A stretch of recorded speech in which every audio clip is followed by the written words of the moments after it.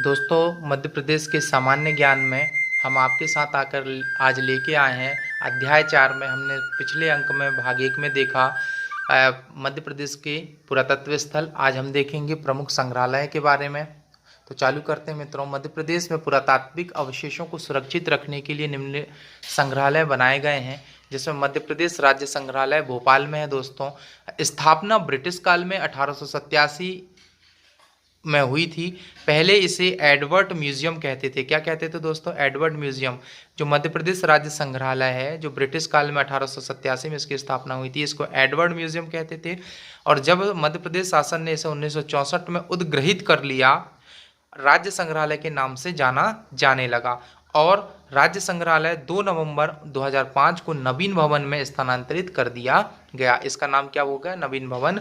और केंद्रीय पुरातत्व संग्रहालय जो कि इंदौर का है, इसकी स्थापना 1931 में हुई थी।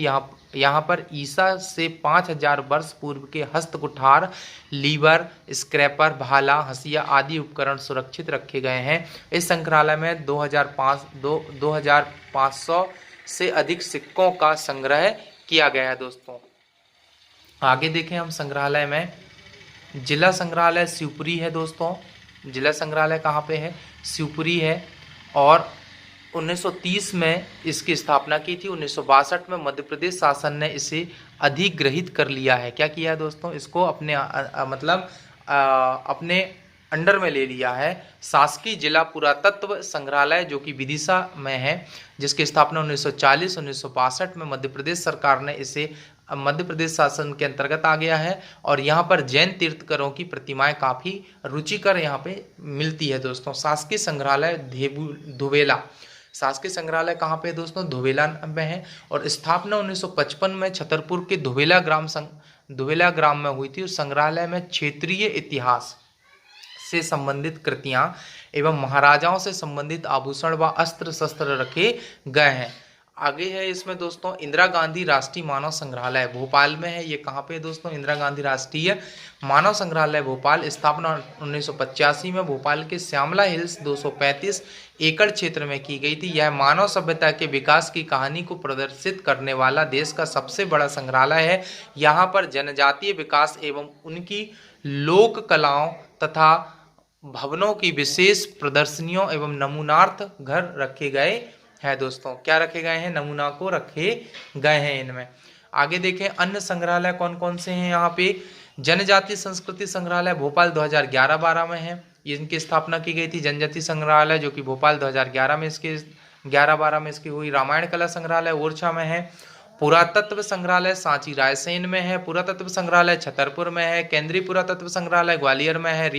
रीवा महाराजा संग्रहालय वेंकट भवन रीवा में है। सिंधिया संग्रहालय ग्वालियर में है। बिरला संग्रहालय भोपाल में है। माधव राव सप्रे पत्रकारिता संग्रहालय भोपाल में है। दूरसंचार संग्रहालय भोपाल में है। केंद्रीय पुरातत्व संग्रहालय सांची में है। और जिला संग्रहालय कहाँ पे है दोस्तों? दमोह में है। आगे देखें मध्य प्रदेश के प्रमुख व्यक्तित्व। और व्यक्तित्व में देखेंगे उनके राजनीतिक व्यक्तित्व कौन कौन से उनके राजनीतिक पहलू रहे हैं, इनको भी हम जानने का थोड़ा सा अवसर हमको मिलेगा। शिवराज सिंह चौहान जो कि 29 नवंबर 2005 को मध्य प्रदेश के 23वें मुख्यमंत्री बने, तब से लेकर आज भी वर्तमान में हमारे यहाँ शिवराज सिंह सरकार की सरकार चल रही है। जो 14 दिसंबर 2013 को तीसरी बार मुख्यमंत्री पद संभाला था, ग्राम जैन निवासी है। ये ग्राम जैन निवासी है। और इसके बाद हम देखें सुश्री उमा भारती, जन्म 3 मई को इनका हुआ था 1959 को डूंडा पे टीकमगढ़ में हुआ। वर्ष 1989 में पहली बार लोकसभा में चुनकर गई। और 3 अक्टूबर 1999 से फरवरी 2000 तक केंद्र सरकार में पर्यटन राज्य मंत्री स्वतंत्र प्रभार पर ये रहीं। एवं 7 नवंबर 2000 से 25 अगस्त 2002 तक केंद्र में कैबिनेट मंत्री, जिसको खेलकूद एवं युवा मामले, तथा 26 अगस्त 2002 से 29 जनवरी 2003 तक केंद्र में कोयला एवं खनन मंत्री रहीं। उनकी लिखित पुस्तकें हैं Swami Vivekananda 1972, piece of India 1978 एवं मानव एक भक्ति का नाता 1983 प्रकाशित हुई। दोस्तों, यह सुश्री उमा भारती के द्वारा लिखी गई है। आगे देखें इसमें हम और भी जानकारियां हैं दोस्तों। 8 दिसंबर 2003 को राज्य की प्रथम महिला मुख्यमंत्री बनी तथा 22 अगस्त 2004 तक इस पद पर वह रही दोस्तों। बाबूलाल गौर अगले जो हैं वो मध्य प्रदेश से ही हैं। जन्म इनका जून 1930 में हुआ। वो भारतीय मंत्रिमंडल में राज्य के कैबिनेट मंत्री पद पर रहे। श्री गौर 23 अगस्त 2003 से 28 नवंबर 2005 तक राज्य के मुख्यमंत्री भी रहे। बाबूलाल गौर कब से कब तक रहे? 23 अगस्त 2003 से 28 नवंबर 2005 तक राज्य के मुख्यमंत्री रहे और वर्तमान में यह गृह एवं जेल मंत्री थे और अब चेंज हो गए हैं। यह 2011 की जनगणना के डेटा है दोस्तों। डॉक्टर शंकर दयाल शर्मा जन्म 19 अगस्त 1918 भोपाल में हुआ था। इनका जन्म 19 अगस्त 1918 को भोपाल में हुआ। कई विषयों के विद्वान डॉक्टर शर्मा ने कैम्ब्रिज विश्वविद्यालय से डॉक्टरेट की उपाधि प्राप्त की थी। किसकी उपाधि प्राप्त की थी दोस्तों? डॉक्टरेट की उपाधि प्राप्त की थी। और 1952 में भोपाल स्टेट के मुख्यमंत्री बने। 1956 में राज्य पुनर्गठन के पश्चात मध्य प्रदेश राज्य मंत्रिमंडल में मंत्री बने। 1967 में केंद्र सरकार में मंत्री बने और 1972 में कांग्रेस के अध्यक्ष पद पर कार्य किया। 1987 में डॉक्टर शर्मा ने उपराष्ट्रपति पद संभाला और वे 90 राष्ट्रपति के रूप में 25 जुलाई 1992 को शपथ ग्रहण की और 9 जुलाई 1999 को इनका निधन हो गया, देहांत हो गया। अगले जो हैं हमारे यहाँ से हैं, मध्य प्रदेश से ही हैं, अटल बिहारी वाजपेयी। 25 दिसंबर 1926 को अटल बिहारी वाजपेयी का जन्म ग्वालियर में हुआ। शिक्षा ग्वालियर एवं कानपुर में हुई इनकी। भारत छोड़ो आंदोलन में भी भाग लिया इन्होंने। जनसंघ के संस्थापक सदस्य रहे। एक कुशल राजनेता के अतिरिक्त साहित्य में भी इनकी रुचि थी। मेरी 52 कविताएं नामक काव्य संग्रह को संगीतबद्ध किया जा चुका है। इनके अतिरिक्त कविराज की कुंडलियां एवं मृत्यु अथवा हत्या, अमर बलिदान आदि इनकी प्रमुख कृतियां हैं। 1980 से 1986 तक भारतीय जनता पार्टी के संस्थापक अध्यक्ष रहे हैं। 1992 में भारत सरकार द्वारा पद्म विभूषण की उपाधि से अलंकृत किया गया। 16 मई 1996 को प्रथम बार भारत के प्रधानमंत्री बने, परंतु 1 जून 1996 को त्यागपत्र दे दिया। 19 मार्च 1998 को दोबारा मुख्यमंत्री बने। 1999 से 2004 तक तीसरी बार भारत के प्रधानमंत्री बने। संयुक्त राष्ट्र महासभा में हिंदी में भाषण देने वाले प्रथम भारतीय कहलाए। अगला है दोस्तों डॉक्टर कैलाश नाथ काटजू, जो कि मध्य प्रदेश से ही हैं। एक सफल प्रशासक एवं महान देशभक्त डॉक्टर काटजू का जन्म मध्य प्रदेश की जावरा रियासत में हुआ।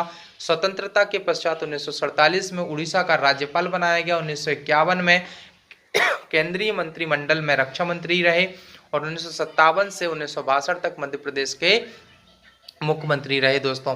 अगला है प्रकाश चंद्र सेठी। श्री सेठी ने इनका जन्म हुआ झाबरा पाटन में। 1962 के पश्चात केंद्र सरकार में कैबिनेट मंत्री के रूप में कार्य किया। 1972 से 1975 तक मध्य प्रदेश के मुख्यमंत्री बने रहे। और विजय राजे सिंधिया जन्म 1919 में हुआ था, सागर में हुआ था। कहाँ पे हुआ था विजय राजे सिंधिया का? 1919 सागर में। नेपाल के राजा के वंशज ठाकुर महेंद्र सिंह के यहाँ जन्म हुआ। राजमाता का विवाह 1941 में ग्वालियर के महाराजा जीवाजी राव सिंधिया से हुआ। राजमाता मैट्रिक पास करने वाली पहली नेपाली महिला थी। 1957 में गुना से लोकसभा के लिए चुनी गई। 1962 में जनसंघ में शामिल हो गई। 1967 से 1971 तक संयुक्त विधायक दल की नेता थी। राजमाता सिंधिया का देहावसान 25 जनवरी 2001 को हुआ था।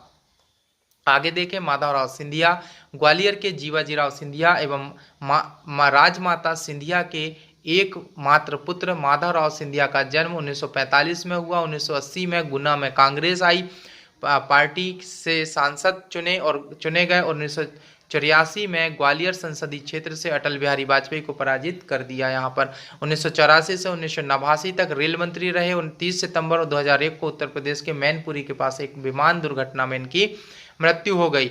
अर्जुन सिंह जन्म नवंबर 1930 से चुरहट जिला सीधी में हुआ। 1980 में मध्य प्रदेश के मुख्यमंत्री बने और 1985 में पंजाब के राज्यपाल बने और 1986 में मध्य प्रदेश के मुख्यमंत्री पद की शपथ ली।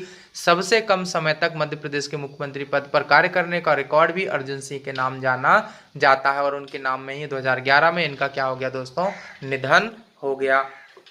अगले जो हमारे मध्य प्रदेश के रहे हैं जो दिग्विजय सिंह, इनके बारे में देखें दोस्तों, बहुत अच्छी कहानियां हैं इनके बारे में भी। दिग्विजय सिंह 1977 में राज्य में युवा कांग्रेस के अध्यक्ष बने। 7 दिसंबर 1993 को प्रथम बार एवं 1998 में दूसरी बार मध्य प्रदेश के मुख्यमंत्री का कार्यभार संभाला। जिला सरकार, ग्राम स्वराज और शिक्षा गारंटी योजना जैसे नए प्रशासनिक प्रयोगों से प्रसिद्धि दिलाई। बहुत अच्छा काम किया था दिग्विजय सिंह ने दोस्तों। फिर इसके बाद में हमारे सामने आए हैं सुंदरलाल पटवा। श्री पटवा का जन्म 1924 में मंदसौर जिले के कुमड़ेश्वर में हुआ था। पहली बार 20 जनवरी 1980 से 17 फरवरी 1980 तक मध्य प्रदेश के मुख्यमंत्री बने और द्वितीय बार 5 मार्च 1990 से 15 दिसंबर 1992 तक मध्य प्रदेश के मुख्यमंत्री रहे। अगला है हमारे पास वीरेंद्र कुमार सकलेचा। 1957 में प्रथम बार जनसंघ के टिकट पर विधानसभा के लिए जावद से निर्वाचित हुए और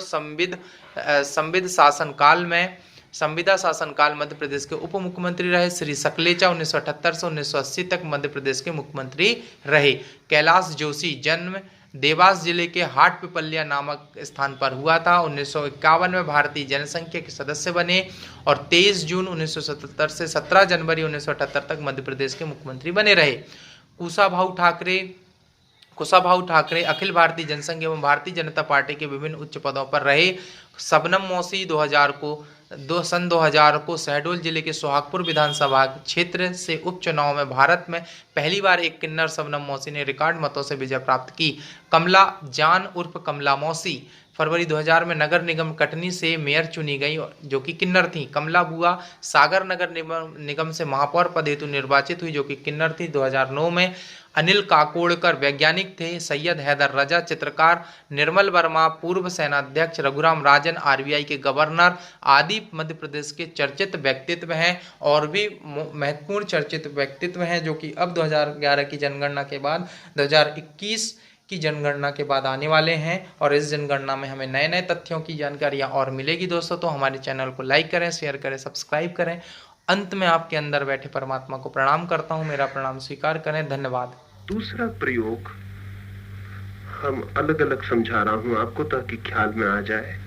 दूसरा प्रयोग है सर्व स्वीकार का। अभी हम बैठे थे, श्वास ले रहे हैं, श्वास पर ध्यान कर रहे हैं, पक्षी आवाज कर रहे हैं, कोई बच्चा चिल्लाएगा, सड़क से कोई ट्रक निकलेगा, ये सारी आवाजें हमारे चारों तरफ हो रही हैं।